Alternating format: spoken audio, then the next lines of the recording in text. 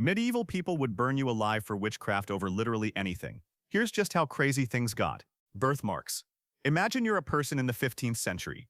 You're conducting your everyday activities, trying your hardest to avoid pestilence and other dangers. One afternoon, while bending down to pick up a root vegetable or something comparable, your nosy neighbor glimpses a birthmark on your shoulder blade. Instead of saying, "What an unusual marking," they cry out, "Sorcerer!"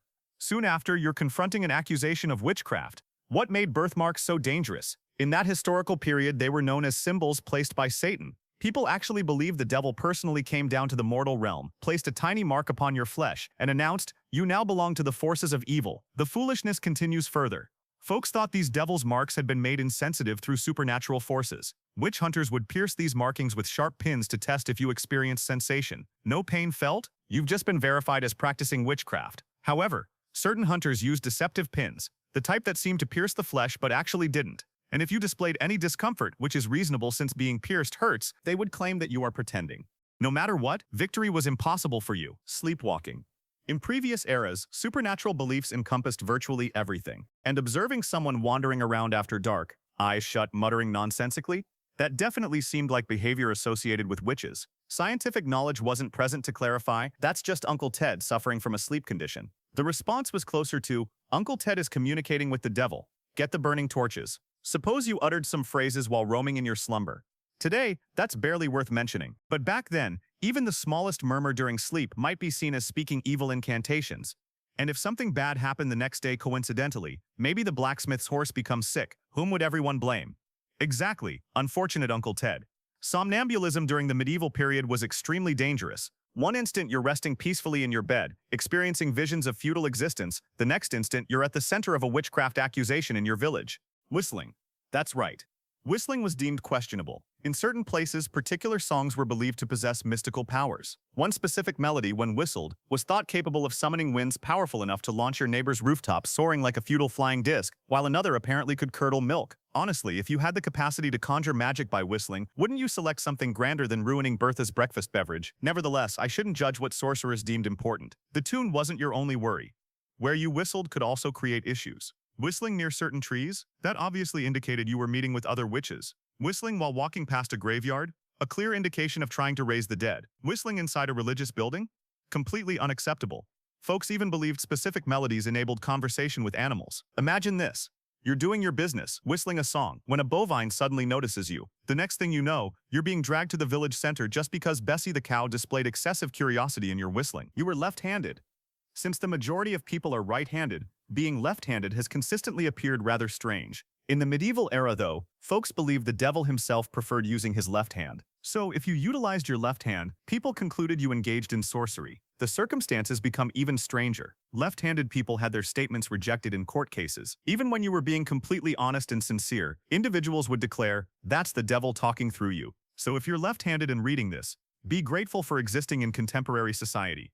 Your main challenge today is acquiring ink or graphite smudges on your palm when writing. Yawning. When you yawn, your mouth stretches wide open. Medieval folks believed that having your mouth gaping during a yawn was like welcoming evil spirits inside. The conviction was that yawning provided an opening for your soul to escape your body, and after your soul left, demons could occupy its spot. There's quite an odd historical foundation for this.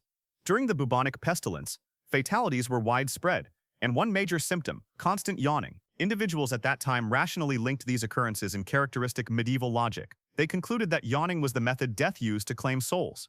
To avoid transforming into a vessel for evil spirits, there was a simple solution. Every time you yawned, you had to make the sign of the cross before your mouth. This served as a spiritual shield. Not doing this was like leaving your house's front door wide open. What about newborns?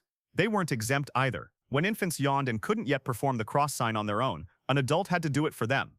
This ties directly to accusations of witchcraft. Yawning without promptly making the cross sign was considered extremely suspicious. The reasoning was either you've already sided with the demons, or you simply don't care if malevolent spirits move in. Cats, especially black ones, were regarded with deep suspicion in medieval society. You wonder why. They're nocturnal creatures, rather mysterious, and truthfully, they sometimes gaze at you as though planning your death. So when your neighbor Martha observes you with cats, her reaction isn't, "What adorable kitties." Rather, Martha's rushing to inform the village priest that you're accumulating the devil's minions. Before long, you're confronting an angry mob, trying to explain that Mr. Paw simply likes catching mice, not gathering souls. The ironic part, Cats were genuinely superb at pest management. They decreased rodent populations, which, if you recall your history classes, lowered the risk of bubonic pestilence spreading. But reason yields to superstition. There you are, insisting that Mr. Paw prefers sunbathing over serving dark powers. Does the mob believe you? Of course not.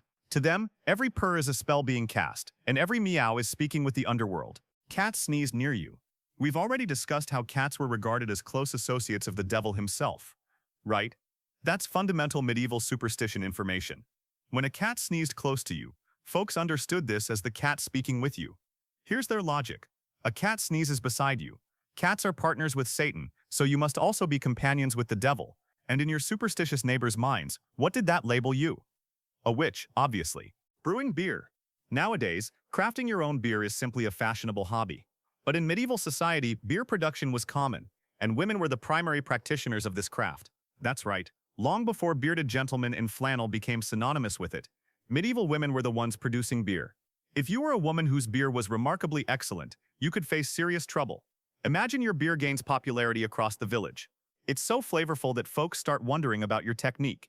Since medieval people weren't especially logical, that's when your neighbors would become suspicious.